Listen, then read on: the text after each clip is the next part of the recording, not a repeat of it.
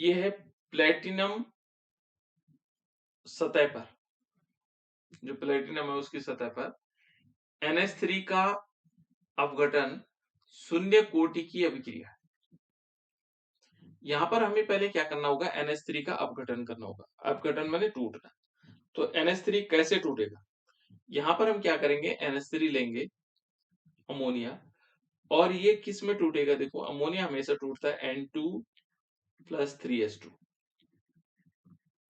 ठीक है ना, N2 plus 3H2। It means यहाँ पर 2NH3 होना चाहिए। ये है बेटा इसका अपघटन, अमोनिया का नाइट्रोजन और हाइड्रोजन में अपघटन हो गया। और ये कहता है, ये हम नहीं कह रहे हैं, ये क्वेश्चन कह रहा है कि अपघटन शून्य कोटि की अभिक्रिया। कैसे अभिक्रिया है, शून्य कोटि, इसकी कोटि क्या है, शून्य, ठीक है ना। तो पहले हम क्या निकालते हैं, अभिक्रिया का वेग निकालते हैं बेटा। तो अभिक्रिया का वेग जब हम शुरू में पढ़ रहे थे, अभिक्रिया का वेग, तो कैसे था बेटा अभिक्रिया का वेग, अभिक्रिया का वेग निकालते थे। तो यहाँ पर क्या होता है, यहाँ पर जो अमोनिया है, इस अमोनिया का ह्रास होता है, कमी होती है। अमोनिया के ह्रास की दर यानी कि कमी की दर, क्योंकि यहाँ से कमी होगी और ये इसमें बढ़ेगा। तो इसको फॉर्मूले के रूप में हम देखें तो ह्रास की दर को हम किस टाइप से लिखते थे, कि माइनस के फॉर्मेट में लिखते थे, माइनस, है ना।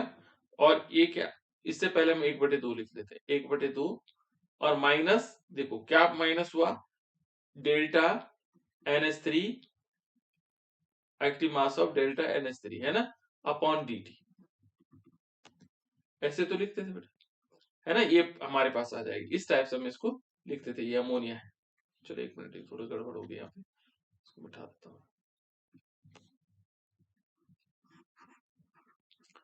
रस समीकरण नीति जब हमने पढ़ी थी, तो उसके अनुसार, उसके आधार पर हम क्या करते हैं, देखो यहाँ पर क्या है बेटा, देखो यहाँ पर हम लिखेंगे 1/2। 1/2 कहां से है, इसकी घात, ये वाला देखो, है ना। फिर हम बड़ा ब्रैकेट लगा देते हैं, फिर माइनस का चिन्ह लगाएंगे, ठीक है ना। और यहाँ क्योंकि एक कमी हो रही है इसमें, इसलिए माइनस का चिन्ह, है ना। और यहाँ आएगा D active mass of NH3, यहाँ पर क्या होगा NH3, ये हमारे पास एक्टिव मास हो जाएगा इसका।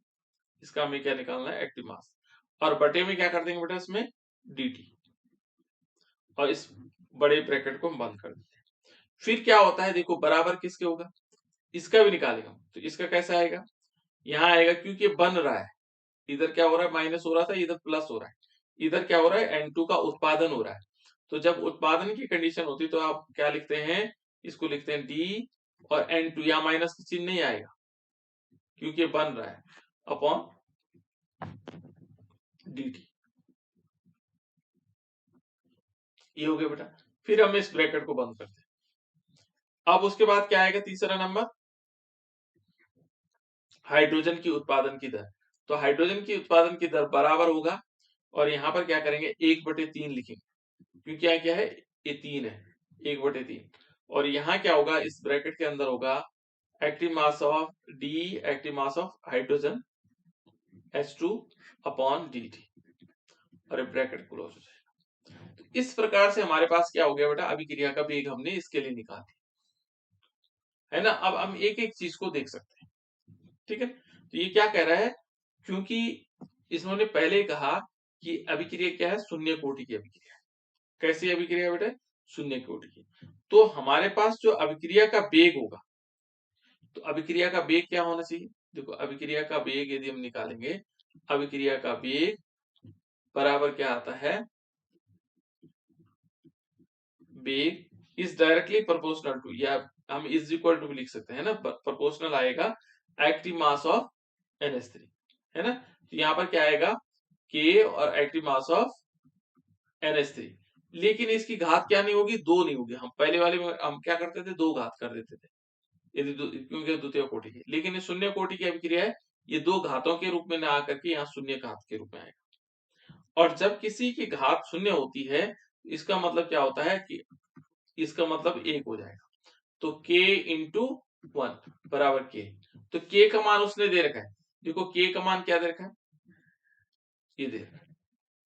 जब K का मान कितना है, इतना है। तो अभिक्रिया का वेग यदि हम देखेंगे, तो अभिक्रिया का वेग कितना आया, के बराबर कितनी वैल्यू है 2.5 इंटू 10⁻⁻4 मोल पर लीटर पर सेकेंड। ये आ जाए शून्य कोटि की अभिक्रिया का हमने मात्रक लिखी। तो ये अभिक्रिया का वेग आ क्या आ गया हमारे पास अभिक्रिया का वेग। अब हमें चाहिए क्या नाइट्रोजन के उत्पादन और हाइड्रोजन की उत्पादन की दर भी ज्ञात करनी। तो नाइट्रोजन के उत्पादन की दर देखते हैं। यहाँ पर हम क्या करेंगे N2 के उत्पादन की दर वो कैसे होगी उत्पादन की दर क्या होगी ये बराबर होगा। यहाँ पर हम क्या लिखेंगे नाइट्रोजन की उत्पादन की दर यहाँ पर उत्पादन की दर क्या होगी कैसे निकाल लेंगे ये होगा अभिक्रिया का वेग बराबर ठीक है ना हमारे पास क्या आएगा अभिक्रिया का वेग बराबर इस समय क्या होगा इस समय जो नाइट्रोजन का उत्पादन के दायरे में आता है तो नाइट्रोजन का उत्पादन इसके बराबर होगा और ये बराबर किसके इसके है ना। तो यहाँ पर क्या होगा नाइट्रोजन के उत्पादन बराबर अभिक्रिया का वेग बराबर नाइट्रोजन के उत्पादन की दर ठीक है ना। और ये बराबर क्या हो सकता है देखो अभिक्रिया का वेग हम निकाल लेंगे तो उत्पादन की दर कितनी होगी देखो जितना हमारे पास अमोनिया था ये देखो अमोनिया है उतना ही क्या है ये वाला है ठीक है उतनी मात्रा किसकी इसकी है। तो यहाँ पर उत्पादन की दर क्या होगी 2.5 इंटू 10⁻⁻4 वही क्या आएगा मोल पर लीटर सेकेंड इनवर्स। ये हो जाएगा बेटा नाइट्रोजन के उत्पादन। उसी प्रकार के हाइड्रोजन का उत्पादन देखो तो हाइड्रोजन का उत्पादन क्या होगा यहाँ पर हम हाइड्रोजन का उत्पादन की दर देखेंगे तो अभिक्रिया का वेग क्या होना चाहिए हाइड्रोजन का उत्पादन होना चाहिए। लेकिन हाइड्रोजन के उत्पादन में क्या होगा यहाँ पर 1/3 और ब्रैकेट में क्या आएगा हाइड्रोजन के उत्पादन की दर हाइड्रोजन के उत्पादन की दर इस टाइप से जाएगा। इसका मतलब क्या होगा इसको हम कैसे लिख सकते हैं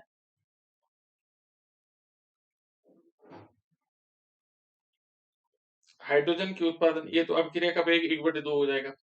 अब उसके बाद इसमें हम लिखाएंगे बेटा क्या हाइड्रोजन के उत्पादन की दर में हम 3 का गुणा कर देंगे 3 गुणा गया अभिक्रिया का वेग का वेग तो इसमें सीधे 3 गुना हो जाएगा यानी कि 3 इंटू 2.5 इंटू 10⁻⁻4 यानी कि 25 या 75 7.5 इंटू 10⁻⁻4 हो जाएगा ठीक है ना। मोल पर लीटर आएगा मोल पर लीटर है ना मोल पर लीटर पर सेकंड। तो इस टाइप से हम क्या कर सकते हैं बेटा इस क्वेश्चन को समझ सकते हैं ठीक है। इस